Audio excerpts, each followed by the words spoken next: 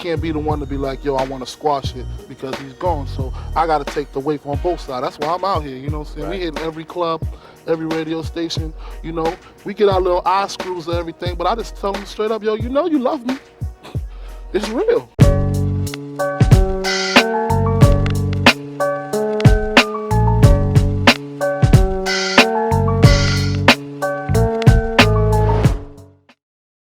What's the deal, everybody? My name is Isaac. I hope you're all doing good. Make sure you subscribe to the channel when you hit that bell so you always know when I drop a video. Today we're going to play the blame game. We're going to talk about who really deserves blame for the assassination of the great Notorious B.I.G. We're going to start this off with Machiavelli the Don. Before Biggie and Pac became enemies, they were really close friends. Pac got on first before Biggie and served as a mentor to him when he was trying to get his footing in the industry. Pac would even let Biggie sleep on his couch whenever he was in Cali, and he would also go kick it with Biggie whenever he was in New York. After the Quad Studios incident, where Pac got shot 5 times, he blamed Biggie and Bad Boy for that. Machiavelli without question was set up, and his thinking was that I'm on you guys' turf. Biggie, you call yourself Frank White, the king of New York, you know what's going on in the streets. Either you were in on it, or you knew it was gonna happen to me, but you did not warn me. I, for one, have always believed Biggie had nothing to do with the Quad Studio shit. The evidence just doesn't point to Biggie being involved.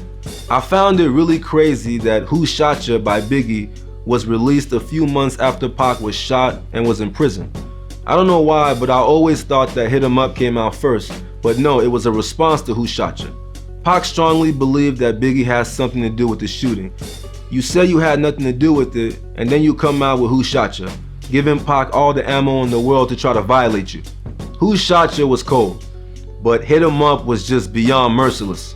Now it's not just Pac versus Biggie or Death Row versus Bad Boy. We got a potential East Coast West Coast situation brewing, which the media had a huge role in blowing up as well. We all know that Suge Knight was a part of the Mob Pirus, who had a heavy presence not just on Death Row, but in LA as well. Although Puffy has security guards, he aligned himself with Keefe D and the Southside Crips whenever he would be in LA. There's even rumors that Puffy had a $10,000 bounty on Death Row chains. Trayvon Lane, who was affiliated with Death Row at the time, had gotten in a fight with Orlando Anderson and some Crips at the Lakewood Mall, and they tried to take his Death Row medallion. That situation with Orlando and Trayvon gives the whole bounty on Death Row chains theory a lot of credence, especially because of Puffy's relationship with Southside. According to former LAPD detective Greg Kading, the man who actually solved the Tupac and Biggie assassinations and not Vlad, when he got Keefe D to confess back in 2008, he also brought up Puffy and this mysterious $1 million. The nuances of this conversation are that, like, now I'll give you $1 million, whatever it takes. You know, it's like exaggerated speech. But of course, when we interview Keefe D, it's like, yeah, that's what the agreement amount was, $1 million. I'm not gonna front. I believe Keefe D. He's been saying Puffy's name since the beginning. He's always been consistent with that. Puffy has always put on that mask to me. His media training is on 1,000. He smiles. He speaks about peace. It's all love. He's brother love. We better than that. Let's not stoop to their level. But I never really bought into all that. There's always been something very shady about dude, and now we see all the allegations today. Suge Knight did a lot of bad, we all know, but I low-key respect him to a degree because he never hid who he was. He was a mob. He was gonna manipulate you, extort you, try to intimidate you, beat you up, like we know this already. So staying with Suge for a little bit, after the death of Pac, the consensus around the mob was that there needed to be some type of retaliation. Suge knows that Puffy aligned himself and Bad Boy with the Southside Crips. He also knows who shot at him and Pac. Matter of fact, Keefe D and Suge Knight used to play football together when they were little kids. I promise you guys I'm not making this shit up. That's beyond crazy to grow up playing sports with somebody and then later on in life you guys are trying to kill each other.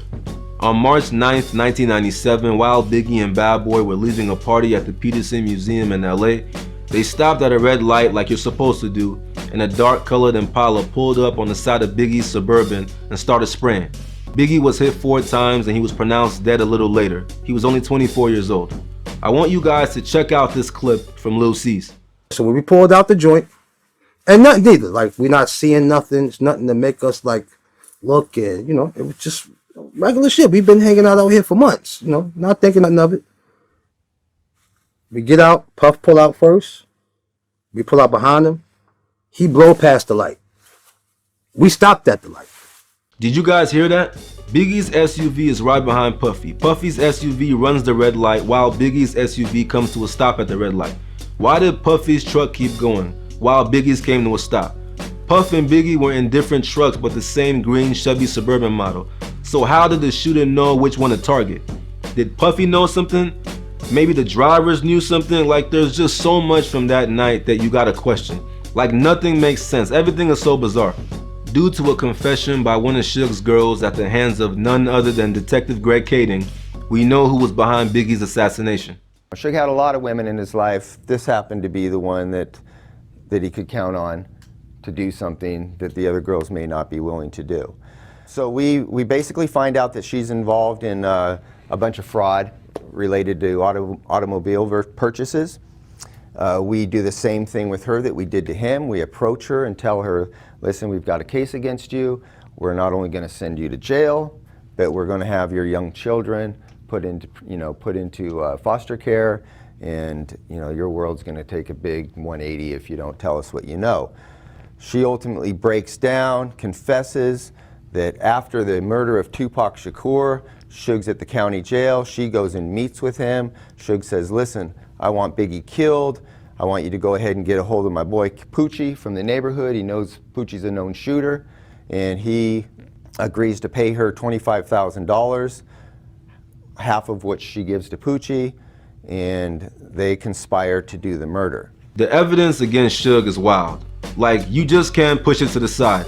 For Orlando and Poochie to be able to pull the trigger on two of the most influential rappers of all time, you gotta be a cold-blooded killer, especially Poochie, because he didn't have any personal issues with Biggie the way Orlando did with Pac when they jumped him.